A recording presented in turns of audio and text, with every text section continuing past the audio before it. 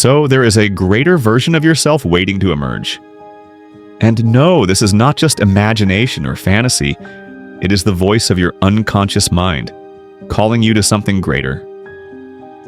Psychologist Carl Jung referred to this process as individuation. He believed that true fulfillment doesn't come from conforming to what society expects from you, but by integrating all aspects of yourself: the good, the bad, the light, and the dark. But here's the catch. Before we can integrate these parts, we must first confront them. And this is exactly where most people stop. Why? Because facing yourself is uncomfortable. It requires looking at the aspects of your personality that you've ignored for years. It demands that you question long-held beliefs, challenge your fears, and confront the inner conflicts that have been silently shaping your life. Just think about it. How often do we avoid silence? How often do we distract ourselves with work, social media, entertainment? Literally anything. Anything that keeps us from sitting alone with our thoughts. This constant distraction, it's not accidental. It's a defense mechanism, a way of avoiding the deeper questions that lie beneath the surface. But here's the truth. No matter how much we try to avoid them, these hidden aspects of ourselves don't just disappear. They show up in the form of anxiety, self-sabotage, unfulfilling relationships, or just a persistent feeling of being lost. Jung believed that our unconscious mind is always speaking to us, but over time we've learned to ignore its messages.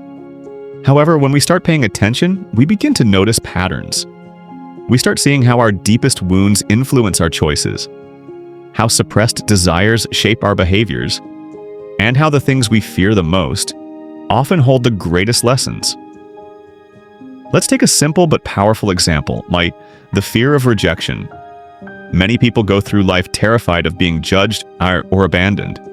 They seek approval, avoid conflict, suppress their true thoughts, just to maintain harmony. But the real question is, where does this fear actually come from? Is it really about what other people think, or does it stem from something much deeper? Maybe an old wound, a childhood experience, a moment when they felt unseen or unworthy. Jung would say, this fear isn't just an emotion, it's a shadow aspect of the self that hasn't been acknowledged. And until it's brought into the light, it continues to control you, silently, from behind the scenes. But, and this is the incredible part, when we finally face these hidden parts of ourselves, they lose their power. Imagine this for a moment, living without fear of judgment, speaking your truth, making decisions not based on external expectations, but on what deeply resonates within you. That is the power of individuation. It's not about becoming someone new. It's about becoming more of who you truly are. But how do we begin? How do we uncover the unconscious forces shaping our lives? Jung believed one of the most powerful ways is through symbols, dreams, and introspection. He saw dreams as messages from the self, hesitant, yes, but full of truth. And when these inner energies are embraced, instead of being suppressed, they become a source of immense strength. And this brings us to perhaps the most important truth Jung discovered. To find yourself, you must embrace all parts of yourself, the light and the dark, the masculine and the feminine, the known and the unknown. Individuation isn't about becoming something different. It's about becoming whole. But there's one final piece to this puzzle, one last revelation. And it might just be the most powerful of all, because the greatest obstacle to finding yourself, it isn't just fear or self-doubt or societal conditioning. It's something much deeper, something hidden in the very way we perceive reality. And in this next part, yes, we're going to uncover it. What you're about to hear may challenge everything you thought you knew about yourself, and it might just change your life forever. Throughout this journey, we've explored the hidden forces shaping your identity, the masks you wear, the shadow you suppress, the archetypes that influence your behavior.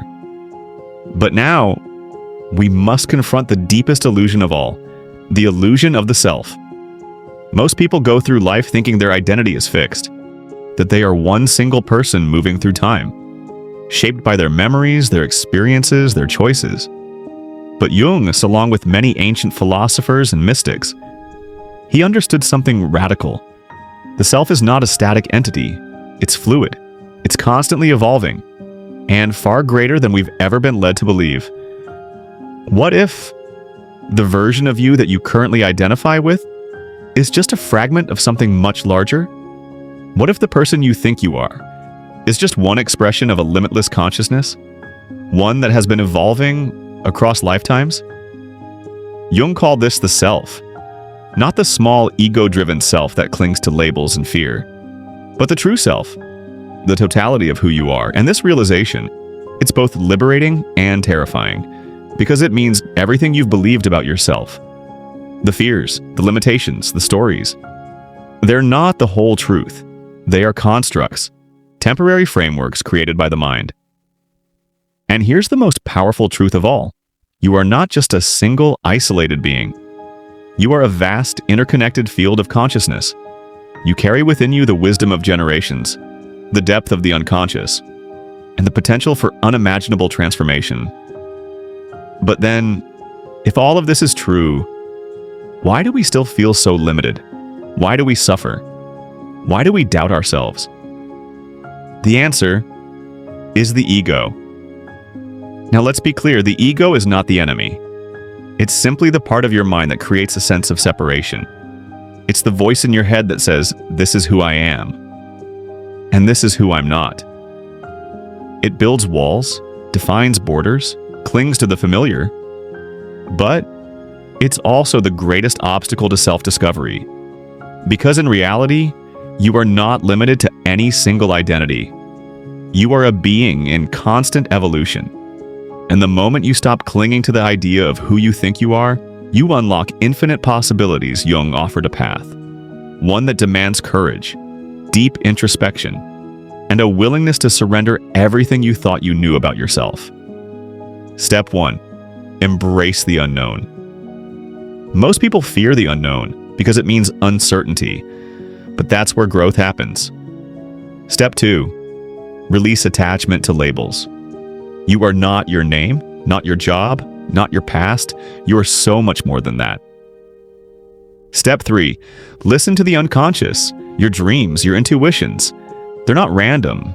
They're messages, guiding you toward wholeness. And finally, surrender to the process. Finding yourself is not a destination. It's not something you check off and move on. It's an ongoing journey, a peeling back of deeper and deeper layers of truth. And here's the final revelation. You were never truly lost. The self you've been seeking has always been within you, waiting patiently to be remembered. So now, the choice is yours. Will you keep living as a fragment, bound by fear, illusion, and expectation? Or will you step into the unknown and finally become the limitless being you were always meant to be? Because remember, life doesn't truly begin until you find yourself. And now, you know the way.